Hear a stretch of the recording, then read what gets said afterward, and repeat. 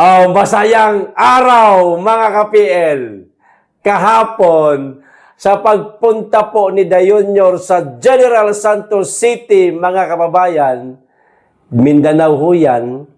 Alam po natin kapag ka Mindanao, solid Duterte po, mga kababayan, may nakakahiya at nakakatawang moment sa buhay ni Dayunyor na naman.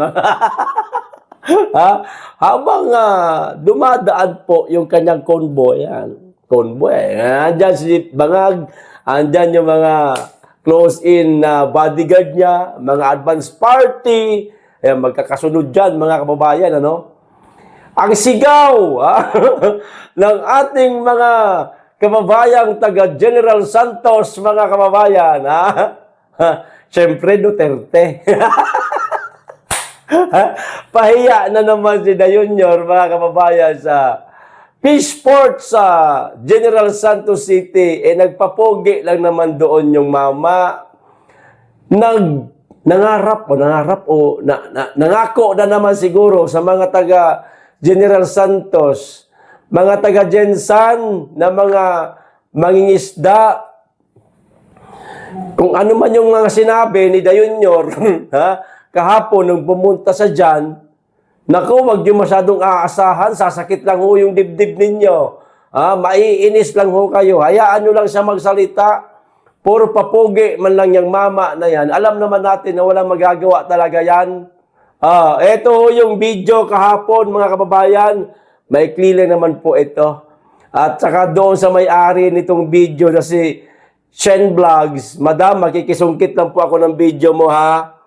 Hindi po ako nakapagpaalam sa inyo ng personal. Dito na lang po mismo sa aking video na to. Ito yung nakakahiya at nakakatawang moment sa buhay ni Dayunyor kahapon sa General Santos City, mga kababayan, habang nagpapapugi siya sa mga kababayan natin mga isda. Panoorin po natin ang sigaw ng ating mga kababayan. Hindi po mapigilan kahit po may mga pulis.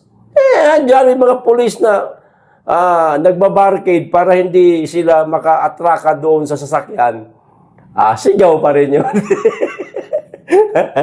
Ewan ko lang kung narinig niya. Ito na ho. Duterte! Duterte! Duterte! Duterte! Duterte! Duterte! Ganyan din po sana ang gagawin namin nung pumunta siya sa Marbil ba yun? Pumunta siya at nagkataon po, naroon din kami. Nalaman namin, mga kababayan, na dadalawin niya daw yung mga magsasaka. Ewan ko ano pangako naman ang ginawa niya doon. Nakapasok kami sa unang gate. Pero may radyo ho, syempre yung nasa unang gate, may radyo. Nagtanong kung ano daw gagawin namin. Sabi namin, vlogger kami, taga Davao kami. Kasi nagtanong kung taga saang vlogger kayo. Sinabi ho namin, taga Davao, Matik, Duterte yan. Niradyo kami doon sa mismong venue na ho, mga kababayan. Niradyo pala kami. Meron dyan na mga 7 katao, mga vlogger daw sila, mga taga Davao. Huwag niyo papasukin. Kasi ganito sana gagawin namin, mga kababayan. Isisigaw sana namin Duterte, Duterte. Ito, tamo mga taga Gensan. Hindi ko napigilan. Ipipigilan nila. May itak sa likod dyan. Sige, pigilan nyo kami. Puta, karapatan namin sumigaw ng Duterte. Tapos pipigilan nyo kami. Eto, itak. Diba? Yan ang napapala ng isang presidenteng Bangag, mga kababayan. Ano? Walang nagawa. Puro pangako, puro papogi. Nagtataka ako. Bakit hanggang ngayon, napakarami pa rin nagtatanga-tangahan sa mamang ito, mga kababayan. Hindi kaya totoo yung mga sabi-sabi na ito mga vlogger di umano ni Dayunyor paldo-paldo, buwan-buwan. Nagtatanong lang po. Hindi po ako nagpaparatang, Maliwanag tayo dyan. Okay. Ito pa isa, mga kababayan, kay Dayunyor pa rin. Ito naman yung pinag-usapan ng ating mga kababayan, kumakalat po sa social media, walang iba kundi itong taga Net25 na si Miss Eden Santos, mga kababayan. Di ba sinabi ho sa balita, bakit po pinasisibak si Miss Eden Santos sa Malacanang Bet Reporter dahil di umano sa coverage protocol, no, na pinaka-guidelines o pinatutupad kapag nariyan si Junior sa isang event, meron ho yung coverage protocol. Ako, naranasan ko na rin po minsan yan noong ako'y nasa mga bangag vlogger pa, na imbitahan po ako sa isang inauguration. Pumunta po mismo si Junior, no? Meron talagang mga coverage protocol. Hindi ho basta-basta makapasok. Nariyan po yung kanilang mga tinatawag na maruh. Ayan. May gate, tapos may isa pang gate. Meron pa 3 gate ho yan, mga kababayan. Ngayon, ito si Eden, palibasa, kilala na naman na ito. Kasi taga Net25 at saka madalas ito makasagutan ni ni Auntie Claire, mga kababayan. Nakasanayan niya na siguro ba na every time na nariyaan ang presidenteng ngagba, mga kababayan, ina-ambush interview. Di ba yun ang rason ng PCO? Kasi daw, nilabag daw ni Miss Eden ang coverage protocol. Kaya siya sinibak sa pagiging Malacanang Bet Reporter, mga kababayan. O eto yung video. Sa mga hindi pa nakakita, eto ho ang naganap, mga kababayan. Tignan nyo pong maigi, pagmasdan ho ninyo kung mali ba itong nagawa ni Eden Santos, o ang tanong kung si Eden Santos lang ba ang nakagawa nitong di umano'y coverage protocol nila na ipinagbabawal nila kapag nariyan yung presidenteng bangag. O ito ho yung video, panoorin natin, mga kababayan.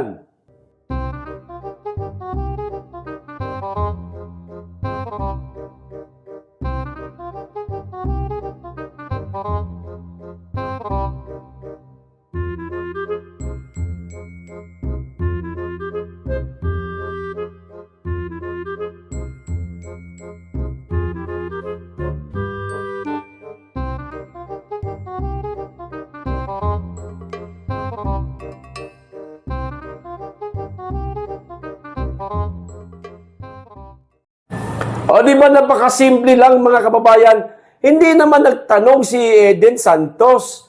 Parang sumabay lang ho siya sa lakad ni Junior papunta doon sa isa pang mikropono na nakatayo na, nakahanda na, kung saan doon siya magsasalita.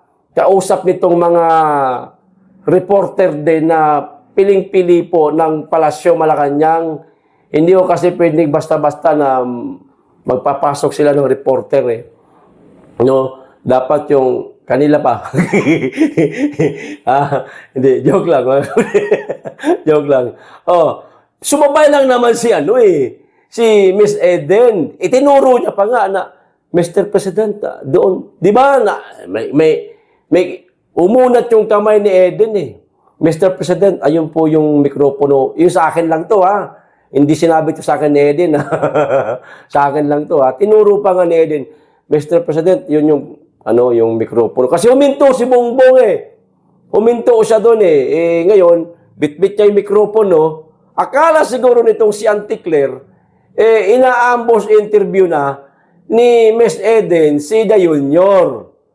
Tamang hinala, O di kaya naman, ginawa lang talaga itong rason, mga kababayan, para alisin si Miss Eden sa Malacanang bet, di ba, na mga reporter.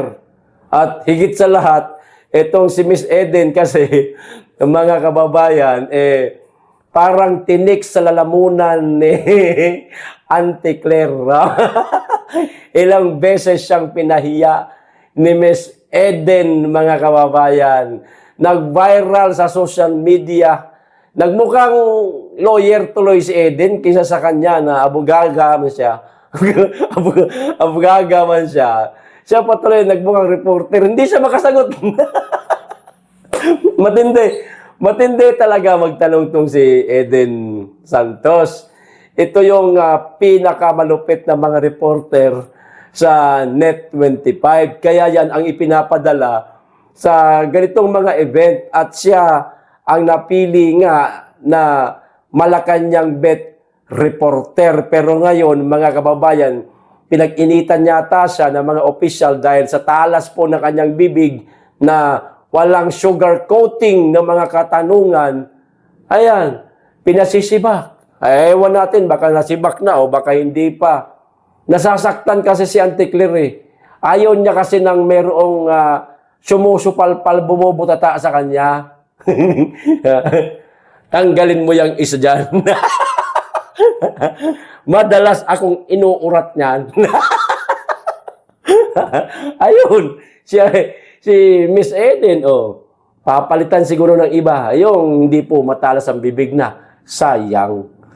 Diba? Dapat nga itong taga-PCO, yung kalihim dyan at saka itong mga undersecretary katulad ni Auntie Claire, dapat nga matuwa pa kayo eh. Dahil mayroong ganyang klaseng mga reporter kung magtanong, matalas, may talino. At kapag ka nasagot nyo yan, sasaluduhan kayo ng taong galing sumagot ni Auntie Claire. Nasagot niya yung matinding tanong ni Miss Eden. Kaso, hindi mo nasagot puro ka mamaya. Mamaya, ibibigay ko sa inyo. Tanungin natin ang tawag nito, DILG. Di ba? Sabi niya gano'n. DILG ba yun? PDEA. Tanungin natin sila kung ilan na ba talaga ang bilang. Hindi mo nasagot kasi. At pangalawang beses pa lang yan na inatraka ka ni Miss Eden, Auntie Claire, natakot ka na sa pangatlo. Hindi ba man din nangyayari? Natakot ka na sa pangatlo. Yan po. Yan lang, kasimple. Ganyan lang kasimple ang rason. Sinibak. Si Miss Eden, sa madaling salita, ayaw talaga nila, mga kababayan, na mayroong kumukontra sa mga sinasabi nila. Diktador na po ngayon ang Pilipinas. Diktador na po ngayon ang pamamahala ni Dayunyor. Yun lang ang aking nararamdaman. Ewan ko lang ho kayo, mga kababayan. Hindi ko po sinasabing diktatorya na ang ginagawa nila. No? Nararamdaman ko lang yan na parang may pagka-diktatorya na ho sila ngayon, mga kababayan. Ayaw ho nila na mayroong kung may question sa kanila, pinupuna sila. Ibig sabihin yan, kapag ganyan ang klaseng gobyerno, no, ganyang klaseng pinuno, ibig sabihin yan, weak talaga.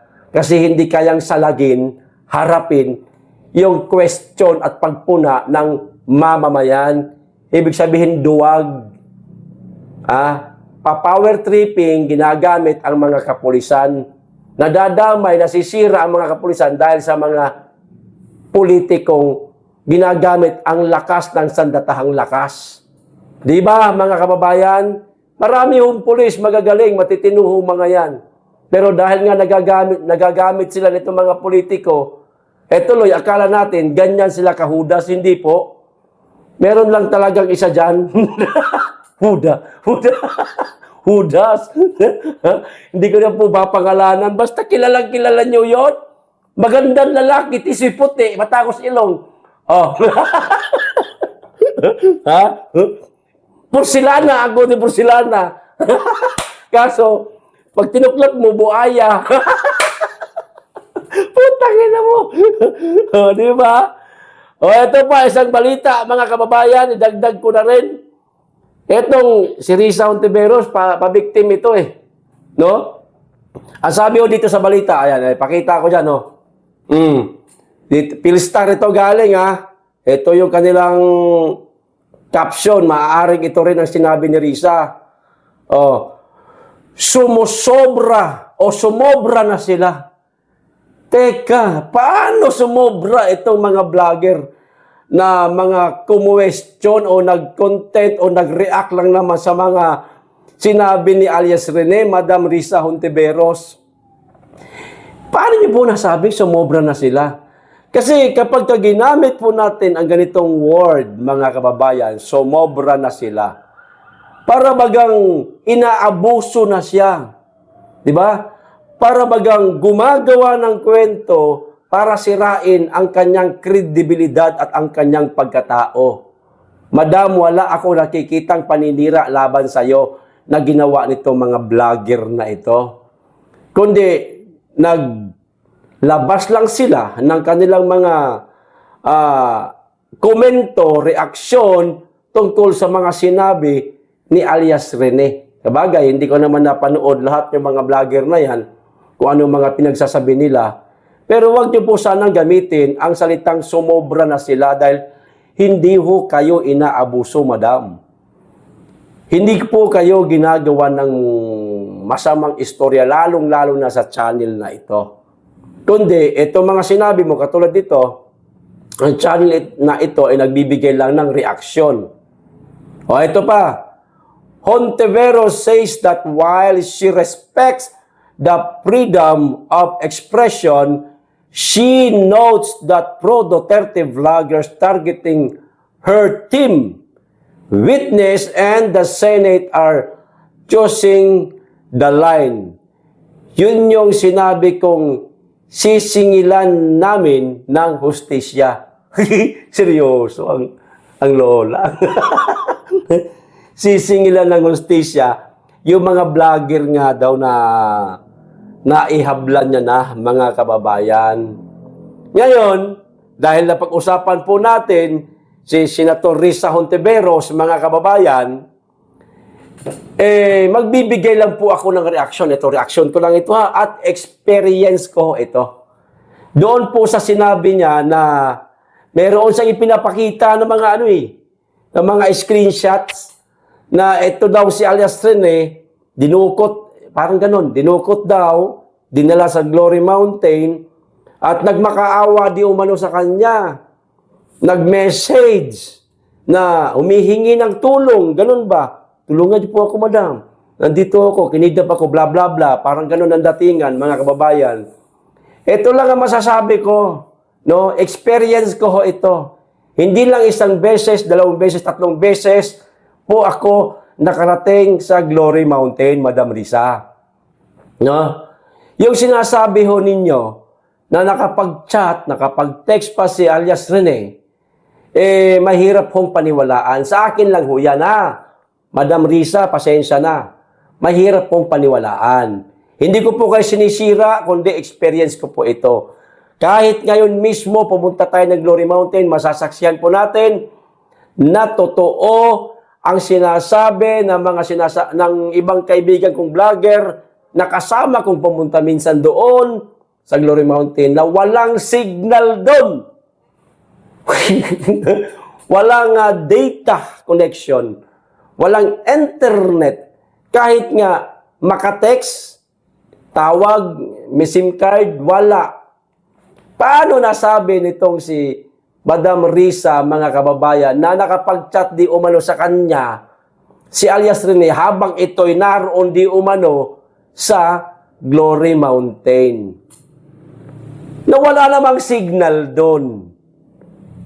Di ba, mga kababayan? Ganito na lang. Kayong mga taga Davao, kayong mga taga Maynila, kung sakasakali man, mapadpad kayo ng Davao City, pumunta po kayo sa Glory Mountain. Subukan niyo pong pumunta. Pwede naman pumunta, open naman yata yan Punta lang kayo muna sa KOJC, magtanong kayo kung ano ang proseso, magpaalam kayo paano pumunta sa Glory Mountain. Alamin niyo yung address, kung paano proseso, sundin niyo lang. Punta kayo ng Glory Mountain, malalaman ho ninyo, wala hong signal doon. Pero aaminin ko, doon na po sa pinakadulo. Napakalayo na ho. Dulong-dulo na. Pagtingin mo, pampang na, mga kababayan. Dulo na po ng property ng KOJC. Doon, meron kapiraso lang. isang guhit o tuldok lang na signal, pawala-wala pati. Pero yung data hindi talaga kaya. Yung text lang, yung call, yan pwede. Pero pawala-wala ho. Magkaroon siguro ng mga 3 minutes, mawala ng mga 15 to 20 minutes. Ganon. Lalo pag gabi. Lalo pagka maulan, naku, wala talagang signal doon, mga kababayan. Lalo kapag yung parang lahat ho gumagamit ng connection, parang in peak hour ba? Yung wala trabaho mga tao, nagsabay-sabay yung gamit, nawawala ho signal. Sa madaling salita, wala hong signal doon sa Glory Mountain, mga kababayan. Kaya, yung sinabi ni Risa Hontiveros, para sa akin lang to hindi ko naman sa sinisiraan, hindi ko rin po sinisira yung kanyang kredibilidad, mahirap pong paniwalaan yun. Pasensya na, Madam Hontiveros pero experience ko ho kasi. Ngayon, kung meron ho kayong isang tauhan dyan na maaaring makapunta doon sa Glory Mountain, bakit di nyo ho subukan? Para ma-experience din po nila kung ito ba'y may signal o wala. Huwag lang kayo magdadalo ng mga internet connection na katulad ng Starlink Kasi Starlink kahit saan yan, meron niyang signal Kasi satellite yan Hindi na ho tower lang yan Satellite na diretso na. Pag ganun, bulusok yung signal, malakas. Di ba? Pero yung tower lang, wala ho doon, mahina ho doon. Kaya ako, mahirap ko paniwalaan. Ako, sa akin to. Mahirap paniwalaan yung mga inilabas ni Senator Risa Hontiveros na mga resibo. Yun lang po ang aking experience ko ho yan. Experience ko ho yan. Hindi ko po sinasabi ito para siraan yung si Risa Hontiveros, yung kanyang kredibilidad, yung kanyang pagkatao. Higit sa lahat yung mga sinabi niya. Wala. Hindi ganun. Experience ko po ito. Yun lang ho yun. Ayos! So hanggang dito lang. Maraming salamat. Mag-iingat kayo lagi. At higit sa lahat, mahalin po natin ang Pilipinas.